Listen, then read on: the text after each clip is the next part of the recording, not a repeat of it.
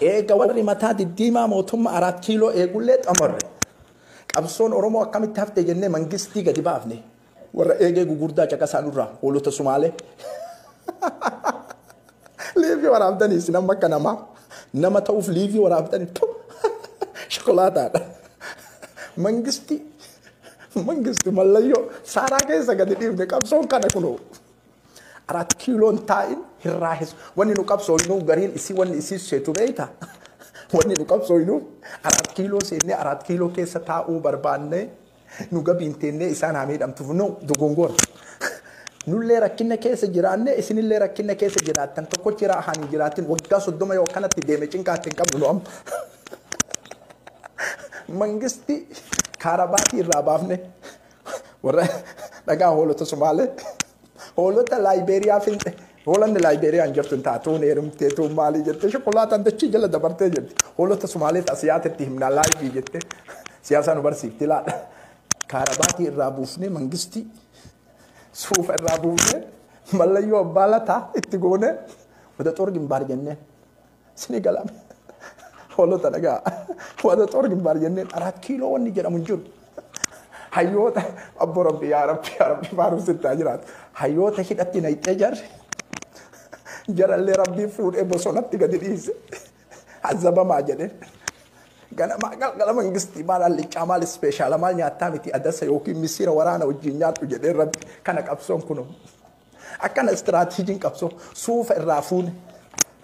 suufa irraa baafnee jedha mangistii kana ol baan durra barbaadan isin qabsoo hoolota Somaalee dhagaa warra eegee gurguddatu hoolota Somaaleeti baraasin hoolota Somaalee taasi miliyoona geettu hudduu kana qofatti irra jira akkana godhatti fakkartu yaa'uu malee kida hoolota Somaalee amma duudee argitanii miti dundumaa kana qabdee kana jedhaa yaati hoolota Somaalee amma duudee teemna laayibii maal akka nu taane nu baradha eenyu akka nu taane mangisti isin ganama galgala qaddastachuu abbichuu wada xorgin baar jenneen isinii gala jayyidan suufa irraa laqqay'ee shaamiza irraa laqqay'ee akka biraanuu duulatti godhu wada xorgin baar kuni qabsoo kenna guddaadha istiraatiijii kenna guddaadha hoolota Somaalee akkana lolli kunu walaa affaarii miti amma affaarii uumaa isitti takkaa qaywaxii nyaatinii miti affaarii takkaa nyaatan beeyne laal misingaa malee isi misingaa fi haliiba dhuydu tanaa miti waraana Ameerikaa ka hamburgarii nyaatu amma nu cabsu isinii gala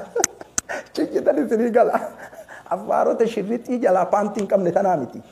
shirrixii jalaa paantii hin qabne warra qaama wannaa ciccitan isinii gala kana dhiisiinu jam waraana CIA yoo duu jam lama haala hoolota Somaalee dhagaa naman tagolala ina ide bitani wana isinalala ai ai sara carras fin ejir biya kamitti bulti biya kamitti tolti biya kamit gadi dhaabatti guyyaa kanatti sammuu keessa nu jira malee mangisti oromoon wallahi jira oromoon aslin mangisti shaamizi irraa luqqiftanii kaarabaati irraa luqqiftanii wada xorgin baar jettanii tanki jiraadha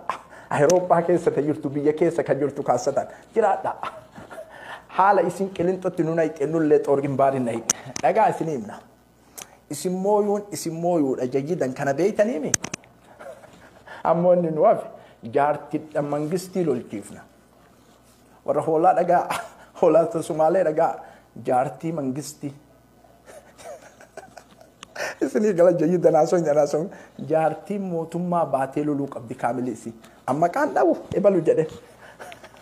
wanni isi matbaka keessa deemte speeshaala nyaattu hin jiru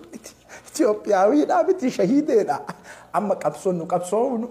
jaartii mangistii baasuudha mana 4 kiiloo keessa bakki isin jirtu hin beekwan jaartii mootummoota